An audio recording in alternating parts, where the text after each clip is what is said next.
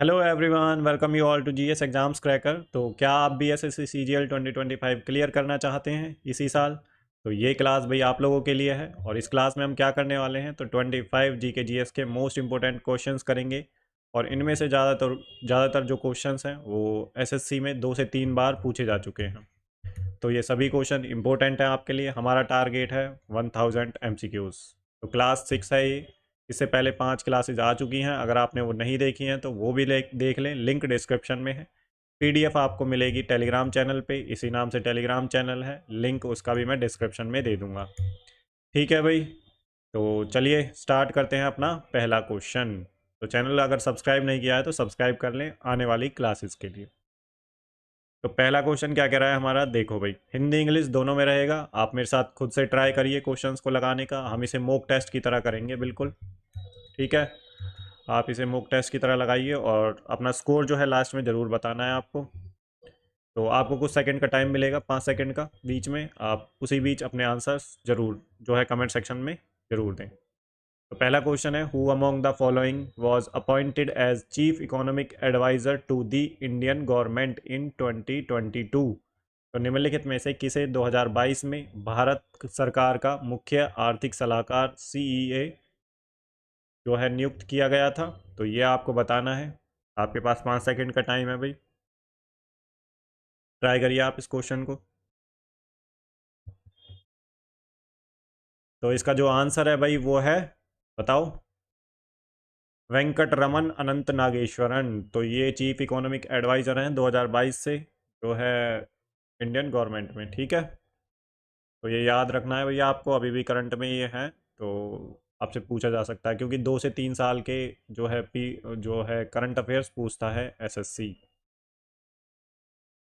और ये आपके लिए देखिए, एसएससी सीजीएल सीएचएसएल और जितने भी एग्जाम होते हैं एसएससी के या फिर आरआरबी के, जो भी एग्जाम रहेंगे वनडे, सब में काम किया स्टेटिक जी के क्वेश्चंस मोस्टली ये 2 से 3 बार पूछे गए हैं ये क्वेश्चन सभी एग्जाम्स में। ठीक है, वो तो मैं एसएससी का बता रहा हूँ, दूसरे एग्जाम्स में भी पूछे गए हैं, चेंज नहीं होता स्टेटिक। तो क्वेश्चन नंबर सेकंड है भाई, आर्टिकल 214 214 से लेके और 231 in part 6 of the Indian constitution deals with the. तो भारतीय संविधान के भाग 16 में अनुच्छेद 214 से लेके 231 किससे संबंधित है? तो ये आप इसका आंसर दीजिए भाई, 5 सेकंड का टाइम है आपके पास।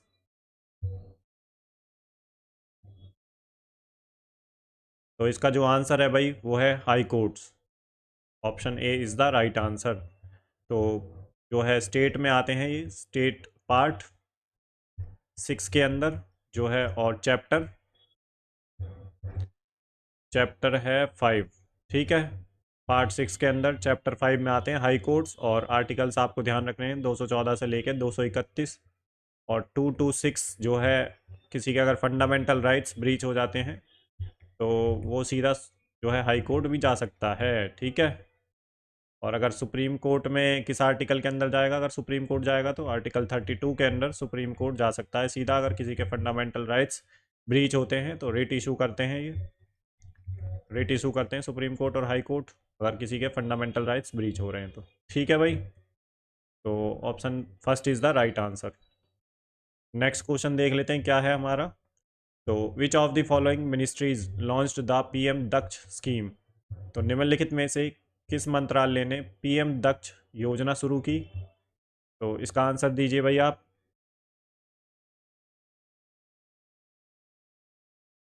तो इसका जो आंसर है भाई वो है ministry of social justice and empowerment, सामाजिक न्याय और अधिकारिता मंत्रालय।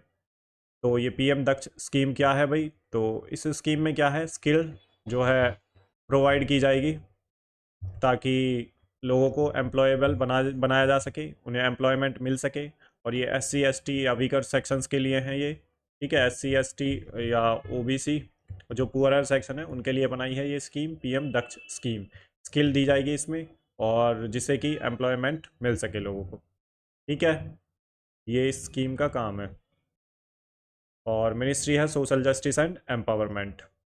नेक्स्ट देख लेते हैं क्या क्वेश्चन है भाई। क्वेश्चन नंबर 4 है, dash is often touted as Tansen of 20th century. This musical genius blended the best of classical music and created a unique style of his own. तो अक्सर 20वीं शताब्दी के तानसेन के रूप में जाना जाता है। इस संगीत प्रतिभा ने शास्त्रीय संगीत का सर्वश्रेष्ठ मिश्रण किया है और अपनी खुद की एक अनूठी शैली बनाई है। तो किसके बारे में बात हो रही है यहाँ पे? तो ट्राई करिए भाई इसका जो है आंसर आप।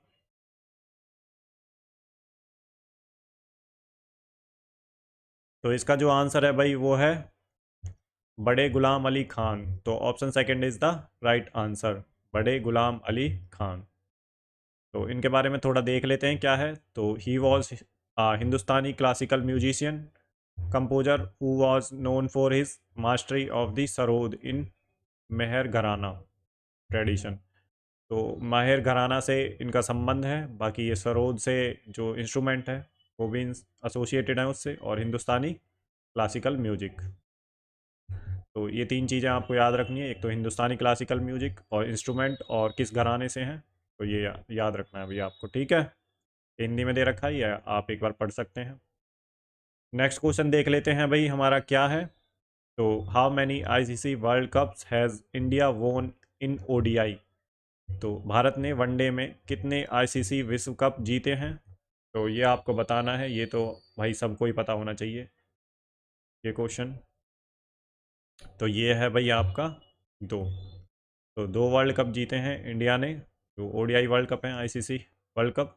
तो कब कब जीते हैं पता है आपको? पता है तो कमेंट सेक्शन में लिखिए, नहीं तो फिर भी मैं बता देता हूँ आपको। देखिए, जो पहला जीता था वो 1983 में जीता था, और इंडिया ने वेस्ट इंडीज़ को हराया था भाई फाइनल में।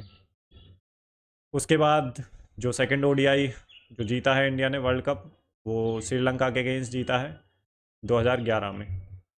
ठीक है, तो इतना आपको ध्यान रखना है। नेक्स्ट क्वेश्चन देख लेते हैं क्या है भाई। Who first stated the principle of refraction that postulate that every substance has a specific bending ratio refractive index. तो सबसे पहले किसने अपवर्तन का सिद्धांत बताया, जो यह बताता है कि प्रत्येक पदार्थ का एक विशिष्ट झुकने का अनुपात होता है अपवर्तक सूचकांक। तो किसने बताया ये? इसका आंसर दीजिए भाई।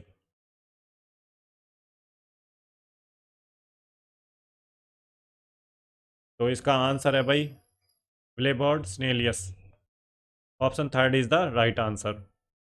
तो ये क्वेश्चन भी कई बार आ चुका है, तो आप इसे याद रख सकते हैं। ठीक है, ये सारे क्वेश्चन रिपीटेड हैं, बहुत ज़्यादा बार पूछे गए हैं। तो देखिए, एग्जामिनर का ना कुछ फेवरेट एरियाज होते हैं, तो वो पीवाई को देख के ही आपका जो है क्वेश्चन सेट करेगा। और इस बार तो कह रहे हैं कि एआई, देखिए एआई भाई ऐसे थोड़ी ना है कि स्टेटिंग में कुछ चेंज कर देगा। भाई जो चीज़ें रहेंगी, अकबर कब पैदा हुआ वो तो वही है, मुगल एम्पायर में क्या था वो भी वही है, एंशियंट में संगम लिटरेचर थोड़ी ना चेंज कर देगा, आर्ट एंड कल्चर थोड़ी ना चेंज कर देगा। बल्कि जो एआई है उसकी लैंग्वेज तो मुझे और इजी लगती है भाई, मैंने काफ़ी यूज़ किया है उसे। आप भी यूज़ करके देखो उसे। तो ऐसा नहीं है वो ऐसा वो कुछ अलग बना देगा, बिल्कुल आसान ही बनाएगा, चिंता ना करें आप इस बात की। ठीक है, हिस्ट्री में कुछ चेंज नहीं होने वाला, पॉलिटी में कुछ चेंज नहीं होने वाला। हाँ, करंट अफेयर्स है, ठीक है, लैंग्वेज में ही थोड़ा खेल सकता है, बाकी सारी चीज़ें सेम रहेगी। वैसे वो मिस्टेक बहुत करता है आई। नेक्स्ट क्वेश्चन देख लेते हैं हम। Who published Systema Natura in 1735 classifying the three kingdoms of nature and outlining the sexual system of the classification of plants।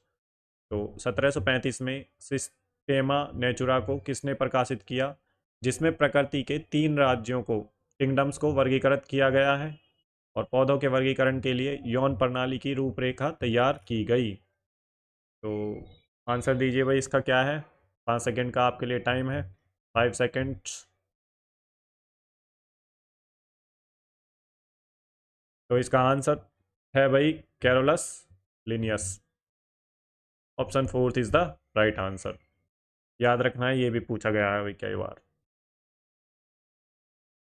ये तो मैं एसएससी के बता रहा हूँ आपको, दूसरे एग्जाम्स में भी पूछे गए हैं ये क्वेश्चन, ठीक है। ये तो एसएससी के मैंने सारे क्वेश्चन से गो थ्रू हुआ हूँ, तब जाके ये निकले हैं क्वेश्चंस। तो नेक्स्ट हमारा क्वेश्चन है, when a person is not paying anything for the public good is it is known as. तो जब कोई व्यक्ति सार्वजनिक वस्तुओं के लिए कुछ भी भुगतान नहीं करता और उनका उपयोग करता है, तो इसे किस रूप में जाना जाता है? तो बताइए भाई, इसका आंसर क्या है? इकोनॉमी का क्वेश्चन है ये। तो इसको बोलते हैं भाई फ्री राइडर प्रॉब्लम। ठीक है, उपयोग तो करता है पर वो पे नहीं करता उसके लिए। तो option third is the right answer. Next question है भाई हमारा, इन 1936 the independent labour party was founded by. तो 1936 में किसके द्वारा जो है स्वतंत्र लेबर पार्टी की स्थापना की गई थी? तो बताना है आपको भाई। सोचिए इसका आंसर क्या है और कमेंट सेक्शन में ज़रूर दीजिए भाई अपना आंसर। 5 सेकंड का आपके पास टाइम है। तो इसका जो आंसर है भाई वो है Bhimrao Ambedkar. Option second is the right answer. ठीक है भाई। और इनमें देख लेते हैं भाई, सोहन सिंह बकना ने जो है गदर पार्टी, क्या गदर जो पार्टी थी उसकी स्थापना करी थी 1913 में। बाल गंगाधर तिलक जो है 1916 में। होम रूल लीग मूवमेंट जो था। और भगत सिंह भाई, इन्होंने भारत नौजवान सभा, भारत नौजवान सभा। ठीक है। और ये आई थिंक 1928-29 के करीब की थी। तो ये एक बार एग्जैक्ट ईयर देख लें, बट इन्होंने भारत नौजवान सभा जो है भगत सिंह ने बनाई थी। इतना आपको ध्यान रखना है इनके बारे में। नेक्स्ट क्वेश्चन है हमारा, विच of the following is not a tributary of Ganga. तो निम्नलिखित में से कौन सा जो है नदी इनमें से गंगा की सहायक नदी नहीं है? तो ये आपको बताना है भाई। तो देखिए यमुना, पहले आप ट्राई करिए इस क्वेश्चन का आंसर भाई क्या है। 5 सेकंड का टाइम है। तो देखिए भाई, यमुना गंगा की ट्रिब्यूटरी है, गंडक भी गंगा की ट्रिब्यूटरी है, कोसी भी। तो लोहित नहीं है, लोहित भाई जो ट्रिब्यूटरी है वो है ब्रह्मपुत्रा की। ब्रह्मपुत्रा की ट्रिब्यूटरी है लोहित। तो इसका जो आंसर है वो है ऑप्शन फोर। तो गोमती, घाघरा, गंडक, ये सारी जो है गंगा की ट्रिब्यूटरी हैं। गोमती, घाघरा, गंडक, कोसी और आपका जो है सोन रिवर, ये गंगा की ट्रिब्यूटरी हैं। ठीक है। तो हुगली डिस्ट्रीब्यूटरी है, अगर डिस्ट्रीब्यूटरी की बात करें तो वो है हुगली। ठीक है। ट्रिब्यूटरीज तो वो होती हैं जो मेन रिवर को पानी देती हैं, आके मिल जाती हैं। डिस्ट्रीब्यूटरी वो होती है जो मेन रिवर में से अलग होती है और पानी यहाँ से जो मेन रिवर है उसमें जो है डिस्ट्रीब्यूट हो जाता है। और हुगली रिवर की जो है ट्रिब्यूटरी कौन सी है? तो वो है दामोदर। इतना आपको पता होना चाहिए, ये कई बार क्वेश्चन आ चुका है भाई। नेक्स्ट क्वेश्चन है हमारा, the most common rainfall measurement is the total rainfall depth during a given period which is expressed in. तो सबसे आम वर्षा माप एक निश्चित अवधि के दौरान कुल वर्षा की गहराई है जिसे डैश में व्यक्त किया जाता है। तो जो मेजरमेंट है किस में मेजर की जाती है? जो रेनफॉल होती है टोटल डेप्थ उसकी। बताइए भाई, इजी क्वेश्चन है ये। आप रोज़मर्रा की ज़िंदगी में सुनते भी हैं, न्यूज़ में भी सुनते हैं काफ़ी बार। वैसे भी मानसून का सीज़न चल रहा है अब। बताइए भाई इसका आंसर क्या है? तो इसका आंसर है भाई मिलीमीटर्स में। Option second is the right answer. Millimetres में मेजर करते हैं हम जो रेनफॉल होती है उसकी डेप्थ, कितनी रेनफॉल हुई है। नेक्स्ट क्वेश्चन है हमारा, कटी Bihu is celebrated in which of the following months in Assam. तो असम में जो कटी बिहू होता है निम्नलिखित में से किस महीने में मनाया जाता है? तो बताइए भाई किस महीने में मनाया जाता है? तो ये मनाया जाता है भाई अक्टूबर मंथ में। Option second is the right answer. तो इतना आपको पता होना चाहिए भाई। ठीक है। तो जो असम है उसमें 3 तरह के जो है बिहू फेस्टिवल होते हैं, कटी बिहू और भोगाली बिहू, माघ बिहू। तो ये इनका ज़्यादातर जो संबंध है वो एग्रीकल्चर से रिलेटेड है। ये ट्रांजिशन पीरियड होता है जो एग्रीकल्चर में, जब जैसे कि फसल बोई फिर वो फसल देगी। ठीक है। तो जब वो पकने के टाइम पे होती है तब जाके ये होता है, तब ये प्रे करते हैं भगवान से कि कोई मतलब जो फसल है उनकी बहुत अच्छे से हो जाए। तो इसलिए ये मनाया जाता है। इसमें दीपक जलाया जाता है तुलसी के पेड़ के पास। ठीक है, जहाँ पे एग्रीकल्चर जो फसलें होती है जहाँ पे बोई जाती हैं। ये जो है असम का जो है बड़ा ही फेमस जो है बिहू फेस्टिवल है। 3 बिहू होते हैं, कटी बिहू, माघ बिहू और भोगाली बिहू। ठीक है। आप इसके बारे में एक बार ज़रूर पढ़ें। नेक्स्ट क्वेश्चन है हमारा, with reference to Ajivikas consider the following statement. तो Makkhali Gosala was the prominent teacher of this sect. और आजीविकाज बिलीव्ड इन फेटलिज्म। तो which of the fall above statement are correct, correct पूछा है तो आजीविका के संबंध में। तो मखाली गौशाला इस संप्रदाय के प्रमुख शिक्षक थे और आजीविक भाग्यवाद में विश्वास रखते थे। तो ये जो रिलीजन के लोग हैं ये भाग्यवाद में विश्वास करते थे। तो बताइए भाई इसका आंसर क्या है। 5 सेकंड का टाइम है आपके पास। तो इसका जो आंसर है भाई, पहली वाली सही है स्टेटमेंट, दूसरी वाली भी सही है। ये भाग्यवाद को मानते थे और जो मखाली गौशाला है वो प्रोमिनेंट टीचर थे इनके, ठीक है, इस सेक्ट के। इसके अलावा एक चीज़ और ध्यान रखनी है आपको, आजीविकाइज्म जो ये रिलीजन है इसको जो है मौर्यन एम्पायर के जो शासक थे, कौन, बिंदुसार, बिंदुसार जो कि चंद्रगुप्त मौर्य के बेटे थे, चंद्रगुप्त मौर्य के बेटे थे, उन्होंने जो है ये आजीविकाइज्म को फॉलो किया था। तो option A is the right answer. तो सही पूछ रहा है इसमें से, तो पहला ऑप्शन सही है भाई। नेक्स्ट क्वेश्चन देख लेते हैं क्या है। तो being the president of Indian National Congress who among the following he had called for complete independence from the British Raj in 1929। तो भारतीय राष्ट्रीय कांग्रेस के अध्यक्ष होने के नाते निम्नलिखित में से किसने 1929 में ब्रिटिश राज से पूर्ण स्वतंत्रता की मांग की थी। तो जो 1929 का सेशन हुआ था उसमें किस पर्सनालिटी ने जो है, फ्रीडम फाइटर ने जो है ये पूर्ण जो है कंप्लीट इंडिपेंडेंस की मांग की थी, पूर्ण स्वतंत्रता की। जिसको हेड किया था ये सेशन को, उन्होंने ही हेड किया था। तो बताइए भाई क्या है इसका आंसर।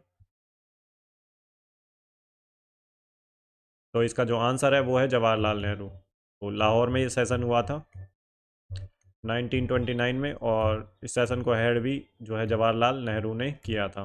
तो उन्होंने ही कहा था कि अब कंप्लीट इंडिपेंडेंस, पूर्ण स्वराज की मांग की गई थी इस सेशन में, ठीक है। नेक्स्ट क्वेश्चन देख लेते हैं भाई क्या है। Which article in the fundamental duties is invoked when you see in a private party that the Indian flag has been used as a covering for the speaker's desk. तो मौलिक कर्तव्य में कौन सा अनुच्छेद तब लागू किया जाता है जब आप एक निजी पार्टी में देखते हैं कि भारतीय ध्वज का उपयोग स्पीकर के डेस्क के कवर के रूप में किया गया है। तो बताइए भाई, मैं कह रहा था ना, देखिए क्वेश्चन पूछता है, अब एग्जामिनर ये पूछ रहा है कि जो आपकी फंडामेंटल ड्यूटी हैं कौन सी ड्यूटी कौन से नंबर की है। तो ABCDEFG जितनी भी 11 ड्यूटी हैं उनका नंबर आपको पता होना चाहिए। तो बताइए भाई इसका आंसर क्या है। थोड़ा अच्छा क्वेश्चन है ये काफ़ी, और कितनी बार रिपीट हो चुका है ये क्वेश्चन। तो इसका जो आंसर है वो है भाई ऑप्शन थर्ड, आर्टिकल 51A। तो इसके बारे में देख लेते हैं। देखो 51A है जो ए जो है सब clause A, to abide by the constitution and respect its ideals and institutions the national flag and national anthem. तो संविधान का पालन करें और उनके आदर्शों, संस्थाओं, राष्ट्रीय ध्वज और राष्ट्रीय गान का भी आदर करें। तो 11 फंडामेंटल ड्यूटीज़ हैं कॉन्स्टिट्यूशन में। इनिशियली नहीं थी ये, तो ये ऐड कब करी गई थी, तो 42nd कॉन्स्टिट्यूशन अमेंडमेंट एक्ट हुआ था 1976 में, तब ऐड करी गई थी। और एक कमेटी थी जिसके रिकमेंडेशन पे ये आई थी, तो स्वर्ण सिंह कमेटी, स्वर्ण सिंह कमेटी थी जिनके रिकमेंडेशन पे ये फंडामेंटल ड्यूटीज़ आई थी और 42nd कॉन्स्टिट्यूशन अमेंडमेंट एक्ट में आई थी।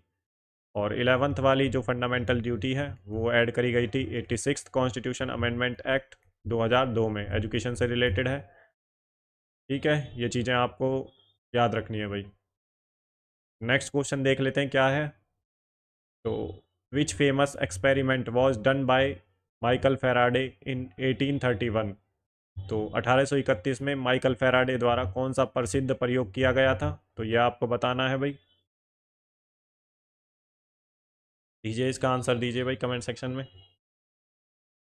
इंगेजिंग बनाइए भाई सेशन को बिल्कुल, ठीक है। आपको सिर्फ देखना ही नहीं है, सिर्फ आंसर्स को देखना है, खुद से ट्राई करिए, कोई बात नहीं गलत जाएंगे कोई बात नहीं, लेकिन 25 में से कम आपके 15 क्वेश्चन सही होने चाहिए भाई। तभी आपकी जो प्रिपरेशन है वो सही मोड पे जा रही है, नहीं तो फिर आपको देखने की ज़रूरत है भाई कहाँ पे आप लैग कर रहे हैं। तो इसका जो आंसर है वो है भाई डिस्कवरी ऑफ इलेक्ट्रोमैग्नेटिक इंडक्शन। तो option third is the right answer, विद्युत चुंबकीय प्रेरण की खोज। तो ये जो एक्सपेरिमेंट है इन्होंने 1831 में किया था माइकल फेराडे जी ने। ये भी देख लेते हैं हम कुछ दूसरे। 1832 में German scientist Karl Friedrich Gauss ने डिज़ाइन किया था primitive magnetometer that consist of a permanent magnet suspended in mid air by a fibre. तो याद रखना है ये भी। रॉबर्ट हुक ने, an English physicist, discovered the law of elasticity also known as Hooke's law 1660 में। फ्रेंच फिजिसिस्ट हेनरी बेकरल ने discovered किया है नेचुरल रेडियो एक्टिविटी इन 1896। तो ये याद रखना है, इंपॉर्टेंट है ये दूसरे एग्जाम्स में पूछे जा चुके हैं भाई, ये तीनों स्टेटमेंट, इसलिए मैंने यहाँ पे रखी हैं। नेक्स्ट क्वेश्चन है हमारा, the book poverty and unBritish rule in India was written by. तो poverty and unBritish rule in India जो पुस्तक है किसके द्वारा लिखी गई है, तो ये आपको बताना है। सोचिए भाई इसका आंसर क्या है।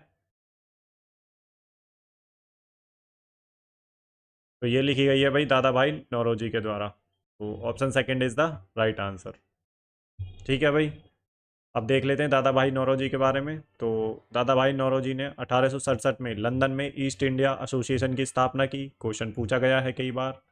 और इन्होंने जो आईएनसी के सेशन से इसको हेड किया है 3 बार, 1886 में, 1893 में और 1906 में। दादा भाई नौरोजी ने 1 अगस्त 1851 को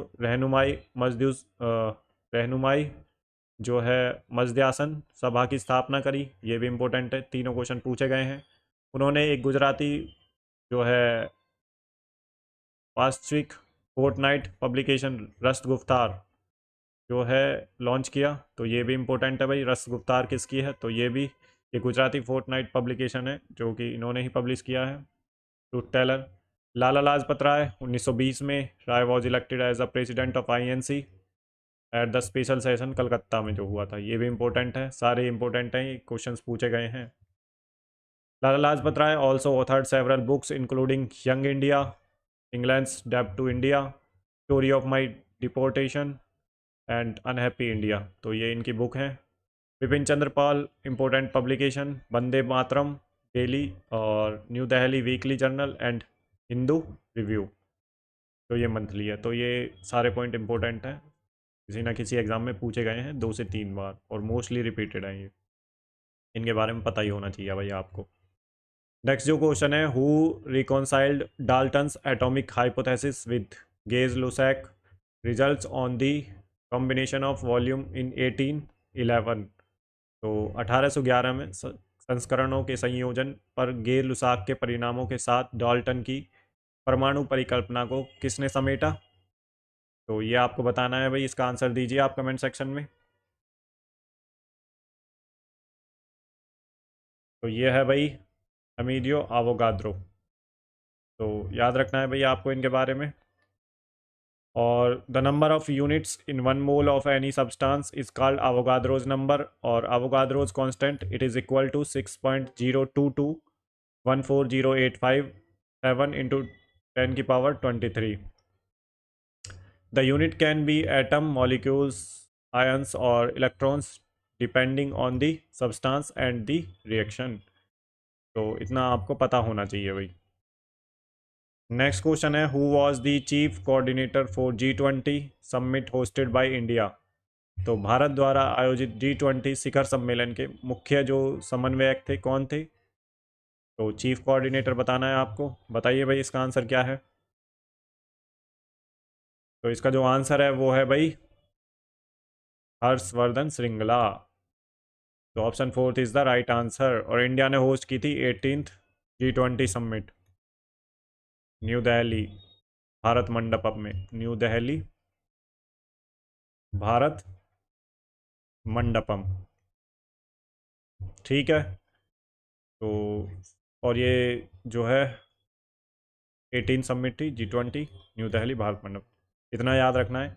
अभी 2020 और 2023 में होस्ट की थी इंडिया ने। अभी 2025 में जो होगी वो कहाँ पे होगी, तो वो होगी साउथ अफ्रीका में, और ये 20th समिट होगी भाई, इतना आपको ध्यान रखना है। नेक्स्ट क्वेश्चन है हमारा, तो the number of ministers including the chief minister in a state shall not be less than. तो किसी राज्य में मुख्यमंत्री सहित मंत्रियों की संख्या डैश से कम नहीं होनी चाहिए। तो कितने से कम नहीं होनी चाहिए भाई, इसका आंसर दीजिए कमेंट सेक्शन में, आप ज़रूर बताइए। तो इसका जो आंसर है भाई वो है 12। Option fourth is the right answer. तो 12 से कम नहीं होने चाहिए मिनिस्टर्स, और उसमें इंक्लूड होने चाहिए सीएम भी, तो इससे कम नहीं होनी चाहिए भाई। नेक्स्ट क्वेश्चन है हमारा। तो ये this is a constitutional provision introduce कब किया गया था, तो 91 जो 91st कॉन्स्टिट्यूशनल अमेंडमेंट हुआ था 2003 में, उसमें ये इंट्रोड्यूस किया गया था भाई, ये प्रोविजन। नेक्स्ट क्वेश्चन है हमारा, who among the following founded दी पाला dynasty in 8th century CE. तो निम्नलिखित में से किसने 8वीं शताब्दी ईस्वी में पाल वंश की स्थापना की, तो यह आपको बताना है भाई। तो बहुत ही ईजी क्वेश्चन है एंशिएंट इंडिया का। ट्राई करिए भाई, इसका आंसर 5 सेकंड है आपके पास। तो इसका जो आंसर है वो है भाई गोपाला। तो गोपाला ने फाउंड की थी पाला डायनेस्टी, ठीक है ना, आपको ध्यान रखना है, ईस्ट में थी ये, इधर के साइड में पाला डायनेस्टी, ठीक है। बाकी ये धर्मपाल भी इसके रूलर थे, बाकी ये सब रूलर थे, फाउंडर ये था गोपाला। नेक्स्ट क्वेश्चन है भाई, dash directive principles of state policy were added to the Indian constitution by the 42nd constitutional amendment act of 1976। तो राज्य के नीति निर्देशक सिद्धांतों को 1976 के 42वें संशोधन के अधिनियम के द्वारा भारतीय संविधान में जोड़ा गया, तो वो कितने हैं वो आपसे पूछ रहा है। तो ट्राई करिए भाई, इसका आंसर क्या है कमेंट सेक्शन में ज़रूर दीजिए, 5 सेकंड का टाइम है, सोच लो एक बार, काफ़ी बार रिपीट हुआ है ये क्वेश्चन। तो इसका जो आंसर है भाई वो है 4। तो 4 जो डायरेक्टिव प्रिंसिपल्स हैं वो ऐड किए गए हैं, 42nd कॉन्स्टिट्यूशन अमेंडमेंट एक्ट हुआ था 1976 में। तो वो कौन कौन से हैं देखो, ये हैं भाई 42nd constitution amendment act 1976 added 4 directive principles of state policy. तो article 39 to ensure opportunities for children's healthy development, ये ऐड किया गया था। 39A to promote equal justice and provide free legal aid to the poor, बहुत बार पूछा गया है। Article 43A to ensure workers participation in the industry management, और article 48A to protect and improve the environment and safe guard the forest and wild life. तो ये चारों आपको कंठस्थ याद होने चाहिए भाई, इवन डीपीएस भी तो आपको सारे याद होने चाहिए, फंडामेंटल राइट्स याद होने चाहिए, और फंडामेंटल जो ड्यूटीज़ हैं वो याद होनी चाहिए भाई आपको, ठीक है। और पार्ट्स सारे याद होने चाहिए, इवन मैंने करा रखे हैं पार्ट्स वाली क्लास का जो है लिंक मैं डिस्क्रिप्शन में दे दूंगा, अगर आपको पार्ट्स और जो है आर्टिकल्स देखने हैं उनके अंदर कौन कौन से आर्टिकल हैं सभी पार्ट्स के अंदर, तो वो मैंने करा रखी है क्लास, वो देख सकते हैं आप, ठीक है। इसके बाद मैं स्टैटिक जीके के जैसे कि क्वेश्चंस होते हैं कौन कहाँ कब, ये करवा दूंगा, पहली महिला कौन बनी, किसमें बनी, तो वो भी करवा दूंगा, जो भी इंपॉर्टेंट होंगे सारे मैं जीएस के करा दूंगा स्टैटिक जीके के, ठीक है। क्वेश्चन एक भी नहीं छूटेगा आपका, और पोर्शन भी नहीं छूटेगा, कोई एरिया भी नहीं छूटेगा।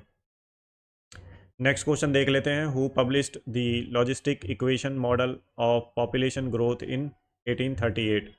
तो 1838 में जनसंख्या वृद्धि का लॉजिस्टिक समीकरण मॉडल किसने प्रकाशित किया, तो ये आपको बताना है भाई। सॉरी गाइस, थोड़ी तबीयत खराब है भाई। तो बताइए भैया आप, 5 सेकंड का टाइम है आपके पास।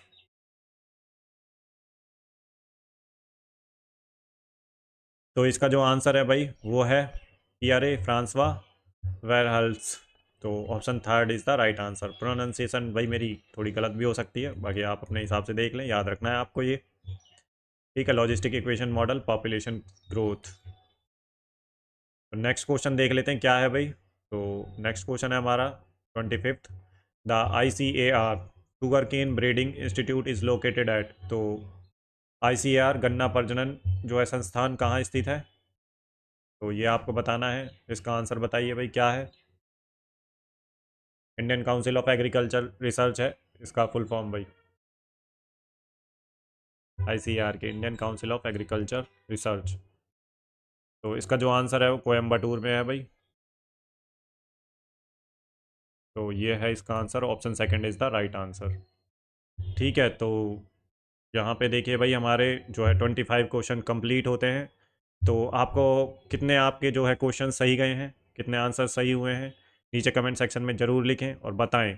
अगर आपके देखिए 15 से प्लस जो है क्वेश्चन सही हुए हैं तो देखिए आप सही डायरेक्शन में हैं। अगर 15 से कम जो है सही हुए हैं तो देखिए आपको थोड़ी और मेहनत करने की ज़रूरत है। तो भाई देखिए एक मैं जो है 10 मिनट शो लेके आने वाला हूँ, तो आप मुझे बता दें एक बार कि सही रहेगा या नहीं रहेगा। तो उसमें स्टेटिक के 10 मिनट में हम 10 क्वेश्चन करेंगे, ठीक है।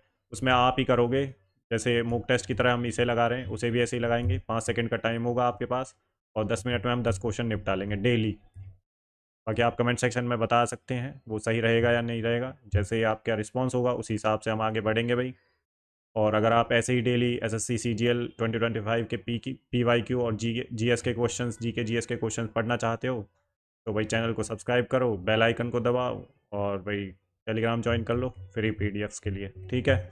आने वाली क्लासेस के लिए चैनल को सब्सक्राइब कर लें। बाकी अभी के लिए बस इतना ही। Let's crack SSC together only on GS exams cracker. तो मिलते हैं नेक्स्ट वीडियो में, तब तक के लिए अपना ध्यान रखिए। गुड बाय, जय हिंद।